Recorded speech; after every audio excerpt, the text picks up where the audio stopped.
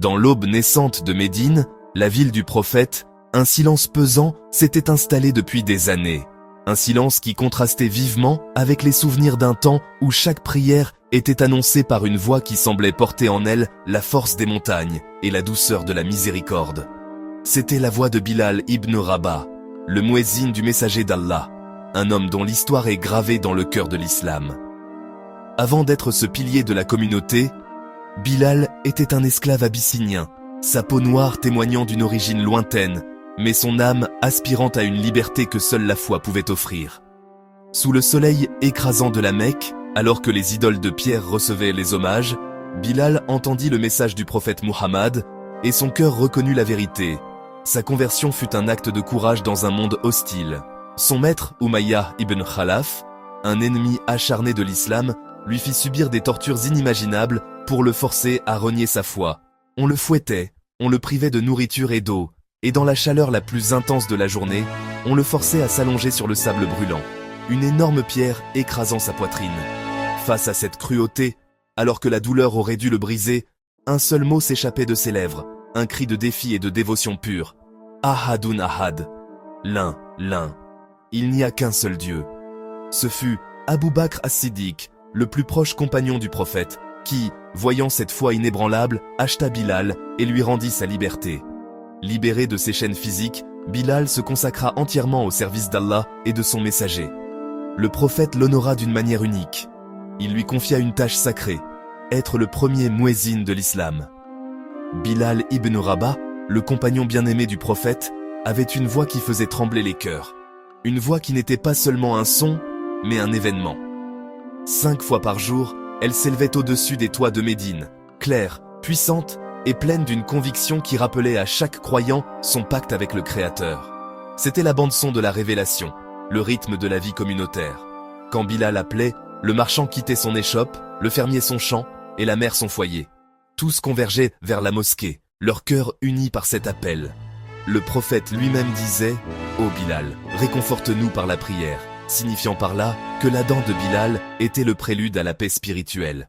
Mais depuis la mort du messager d'Allah, Bilal n'avait plus la force de lancer la dent. Le monde s'était effondré. La lumière de Médine s'était éteinte. Pour Bilal, chaque mot de l'appel à la prière était inextricablement lié à l'homme qu'il aimait plus que lui-même. Comment dire Allahu Akbar sans se souvenir de la grandeur qu'il voyait dans le visage du prophète? Comment témoigner qu'il n'y a de Dieu qu'Allah sans se souvenir de celui qui a apporté ce témoignage au monde?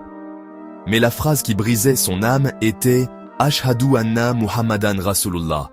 Je témoigne que Muhammad est le messager d'Allah. Le prononcer au passé était une agonie.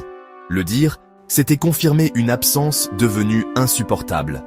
Sa voix, autrefois un torrent puissant, se brisait dans sa gorge avant même de pouvoir former les mots. Le silence de Bilal était le silence du deuil de toute une ville.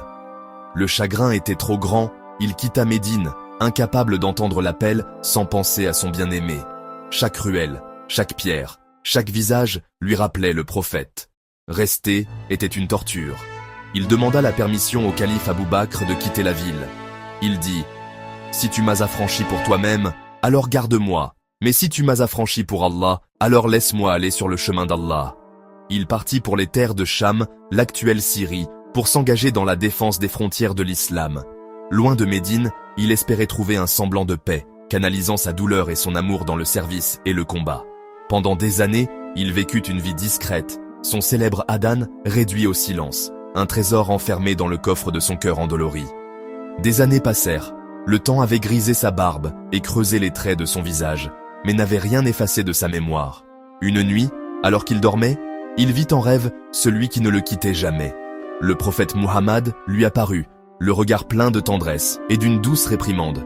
Il lui dit « Ô Bilal, qu'est-ce que cet éloignement? Le temps n'est-il pas venu pour toi de me rendre visite ?» Bilal se réveilla en sursaut, le cœur battant, les joues humides de larmes. Ce n'était pas un simple rêve, c'était un appel direct de son bien-aimé. Sans plus attendre, il prépara sa monture et prit la route du retour. Non pas un retour à la maison, mais un pèlerinage vers le lieu où reposait le cœur de son cœur. Des années plus tard, il fut invité à Médine. Son arrivée fut un événement qui secoua la ville. Les compagnons, vieillis comme lui, accoururent pour le saluer, pour toucher un homme qui avait vécu si près du prophète. En le voyant, c'est toute une époque bénie qui revenait à la vie. Les souvenirs affluèrent, les larmes coulèrent, mélange de la joie des retrouvailles et de la tristesse d'une perte commune. La nouvelle de son retour se répandit comme une traînée de poudre, et avec elle, une seule et même requête sur toutes les lèvres.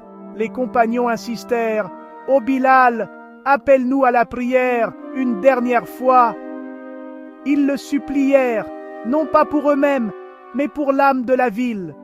Ils voulaient, ne serait-ce qu'un instant, revivre la sensation de sécurité et de plénitude que son adhan procurait du vivant du prophète. Bilal, le cœur lourd, refusait poliment. C'était trop lui demander, la blessure était trop profonde. Mais alors, deux jeunes hommes s'avancèrent. C'étaient Al-Hassan et Al-Hussein, les petits-fils bien-aimés du prophète. Ils prirent les mains de Bilal et, avec une innocence et une gravité qui désarmaient, ils lui demandèrent de faire l'appel à la prière pour l'aube, en souvenir de leur grand-père. Face à la chair de la chair du prophète, Bilal ne put refuser. Son amour pour le grand-père se reporta sur les petits-fils. Il accepta. Le moment venu, un silence électrique s'empara de Médine. Bilal, le corps frêle mais l'esprit résolu, se dirigea vers la mosquée. Il monta les marches qu'il avait gravies des milliers de fois, chaque pas ravivant un souvenir. Arrivé sur le toit, il se tourna vers la Kaaba, ferma les yeux et prit une profonde inspiration, puisant dans les tréfonds de son âme la force de tenir sa promesse. Alors, avec une voix tremblante, Bilal appela. Allahu Akbar, Allahu Akbar. Dès les premiers mots, la ville tressaillit. C'était sa voix. Vieillie, chargée d'années de chagrin, mais c'était bien la voix de Bilal. Un frisson collectif parcourut Médine. Les gens sortirent de leur maison, les yeux fixés sur la mosquée, comme réveillés d'un long sommeil. Quand il poursuivit avec « Ashhadu an la ilaha illa Allah », les premiers sanglots se firent entendre. C'était le son de leur jeunesse, de leur espoir, de l'époque où le ciel semblait si proche de la terre. Puis vint le moment redouté. Bilal prit son souffle et prononça « Ashhadu anna Muhammadan Rasulullah ». À la mention du nom de son bien-aimé, sa propre voix se brisa dans un sanglot qu'il ne put contenir, et à cet instant précis, toute Médine se mit à pleurer. Ce ne furent pas des larmes silencieuses, ce fut une explosion de deuil, un cri collectif qui déchira le silence de l'aube. Les hommes, les femmes, même ceux qui étaient nés après la mort du prophète, pleuraient à chaudes larmes. Les femmes sortirent de leur demeure en pleurant, comme si la nouvelle du décès du prophète venait de leur parvenir. On rapporte qu'il n'y eut jamais à Médine un jour de pleurs plus intense que celui-là, à l'exception du jour même de la mort du messager d'Allah. Bilal ne put terminer l'appel. Submergé par l'émotion, il s'arrêta, le cœur et le corps à bout de force. L'adhan resta suspendu, inachevé. Un témoignage poignant d'un amour si immense qu'il ne pouvait être contenu dans les mots. C'était le dernier adhan de Bilal. Sa voix s'est tue ce jour-là, mais son écho résonne à jamais. L'histoire de ce dernier appel est devenue une leçon transmise de génération en génération. Une leçon sur la nature de la foi, la profondeur de l'amour et la réalité de la perte. Bilal a montré à la Oumma que l'amour pour le prophète n'est pas une simple admiration historique, mais un lien spirituel vivant, capable de susciter la joie la plus profonde et le chagrin le plus poignant. Et un rappel éternel que le véritable amour est celui que l'on garde pour Allah et son messager. La vie de Bilal, de ses chaînes à son dernier adhan, est un testament que la véritable noblesse ne réside pas dans la lignée ou la richesse, mais dans la piété et la proximité avec le divin. Son histoire nous enseigne que même dans le silence et la douleur, la dévotion la plus sincère peut s'exprimer et inspirer l'humanité pour les siècles à venir.